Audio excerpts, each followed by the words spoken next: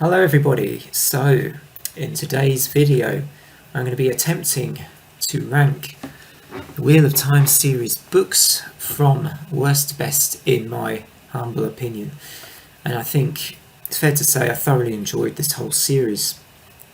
It has a lot of exciting moments, some fascinating cultural aspects, and I think my favourite aspects of this whole series personally are the Aes Sedai related plot lines, developments, and just the whole kind of fascination with their almost like this religious this religion that they have almost, and how strict they are within their little society or this odd part of the world. So what I'm going to do is rate my books from worst to best. In this video, I'll just be doing a first part, covering from what I would rate as the worst book to the eighth worst book, or eighth best book, however you want to put it. And it kind of feels harsh language in a way to be calling this any books from this series as worst or weaker books, because there weren't really any bad books in this series. In my opinion, I thought that generally the series was very strong. There were perhaps a few books that most people would regard as the slog of the series that weren't quite as good, and I'll come on to those obviously fairly soon. So my choice as my least favourite book, which would come in at number 14, is book 9, Winter's Heart. A book which, like I say, there are no bad books in this series, but this one didn't really seem to progress the story very far. There was some interesting, I thought, the whole Rand bonding with, minor spoilers I guess in this video, I'll try not to give away any major ones, but I thought Rand bonding with Min, Aviendha and Elaine was quite a nice moment in an otherwise pretty dark series, really. I mean, there's the odd nice moment here and there, but it's quite a dark series on the whole. But I thought that moment was good. It was warm, a warm moment in a pretty dark and cold fantasy series on the whole. So what would be next on my list? Well, in number 13 is Crossroads of Twilight, a book probably most people in the Wheel of Time who've read Wheel of Time may regard as their worst. For me, it's marginally better than Winter's Heart. I did quite enjoy the character developments, particularly with Perrin in this book, and also some of the political stuff with Elaine I found quite interesting, although some people would possibly have found that a bit of a drag. I think certainly Crossroads of Twilight shows that Jordan's writing style at times was almost felt like it was getting a little carried away with descriptions of certain things and items of clothing, which often comes up as a criticism I've noticed from other people that have read Wheel of Time. Number 12, what book is next on my list? Well, it's The Dragon Reborn, which is the third book in the series. Again, this one is another Robert Jordan book. Now, I thought that this was a pretty good book. It's obviously one that's quite early in the series, so perhaps it's a surprise for some people that this is as low down in my list as it is. I know most of the early books are very, very popular. But with this one, I felt that it just didn't really entice me as much. The pacing coming after book 2 I just thought was a lot slower. Nothing much really seems to happen until towards the end of this one. However, there are some good individual character moments that are well worth looking out for with The Dragon Reborn. You may know what those are. I won't spoil the one I'm thinking of for now. And the Aes Sedai stuff in this book is pretty good as well. I think we can start to see the direction being taken by Egwene, Nynaeve, Elaine, and I think that you kind of get to see a bit more into their characters in this book too, which is a good thing.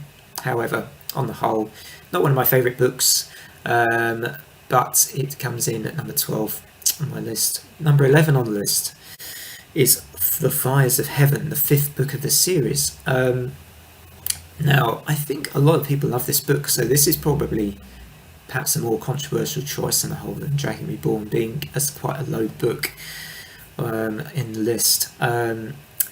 I have to say, perhaps this hasn't been done so objectively by me, but I got very stuck in the middle of The Fires of Heaven and struggled to read through it. So it's part of the reason, I think, why I have placed it low down on my own list. There were, however, some fantastic moments, as with The Dragon Reborn, but for me it's not one of my favourite books, and therefore it is at number 11.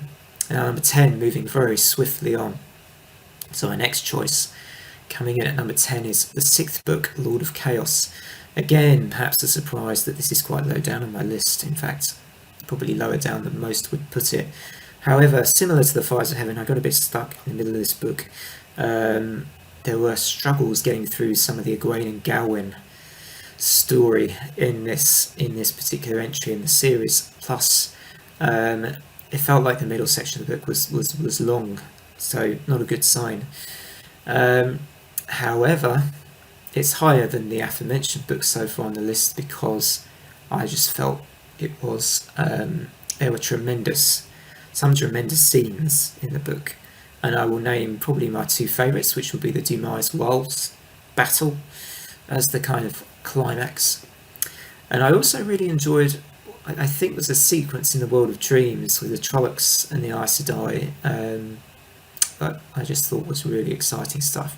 So the book has some really good moments, but for me it suffered a little bit from a long middle section, I think, from memory.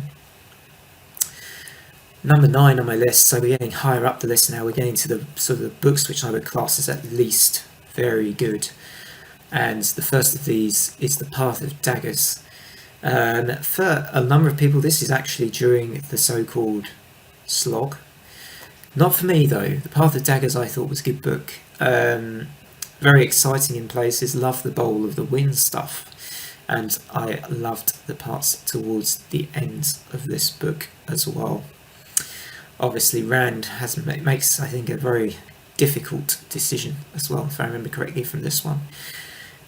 I just really enjoyed this one. It didn't feel like a struggle to read through this at all, so it's why it features slightly higher than the other books that I've mentioned before. Number 8 on my list, so we're getting to the end now of this first part of this video, before I do the exciting job of going on to what I would call the amazing books, my top half, the top half of the table, the top 7. But before I get into those, what's at number 8? It's The Eye of the World for me, the first book of the series. Now, The Eye of the World is an interesting one because it starts off a lot like The Lord of the Rings, and I know this has been commented on in a lot of Wheel of Time forums. I think I agree with that, yeah. It certainly does feel like it has the old Shire feel with the whole Two Rivers beginning.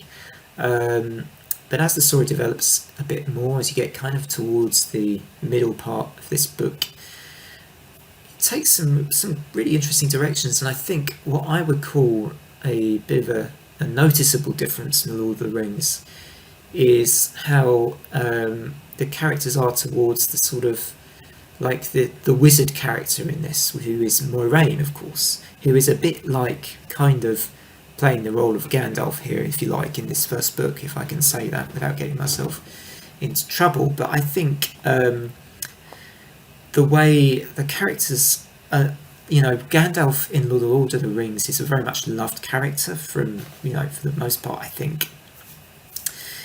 Not the case with Moiraine. The characters aren't as keen on her. They feel like they're taking away from their home comforts, and she's a nuisance to them. They don't like her. They think she's a dangerous person. But she's obviously, we all know, again, I suppose a bit of a spoiler, that she is just trying to help them out and keep them safe from the darker powers of this world. And I think that makes it interesting though, and that's perhaps where it diverts a bit from Lord of the Rings in the way that the Moiraine character is dealt with, and we learn more about the Aes Sedai obviously as the series goes on. It becomes one of the most fascinating aspects of this whole series. I did enjoy The Eye of the World very much. It's a really good book, even though it does draw parallels to The Lord of the Rings. You could argue I still very much enjoyed this one. And that's the end of part 1 I hope you'll rejoin me to see my top 7. What will be the best? What will be my favourite? I wonder. You may already be thinking, what could be the Green Man's favourite? Well, I'll see you next time. Signing off.